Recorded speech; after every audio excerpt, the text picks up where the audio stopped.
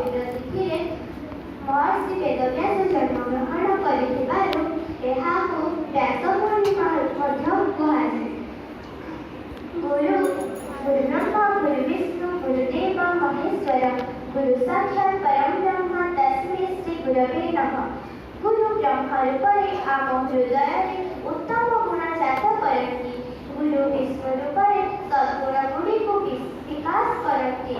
गुरु ମହେଶ୍ୱର रूपरे ଆମ ହୃଦୟରେ ଥିବା ଅବଗୁଣ ଗୁଡ଼ିକ ଯଥା ଲୋଭ କ୍ରୋଧ ହିଂସା ଈର୍ଷା ଓ ଅହଙ୍କାରକୁ ଦୂର କରିଥାନ୍ତି।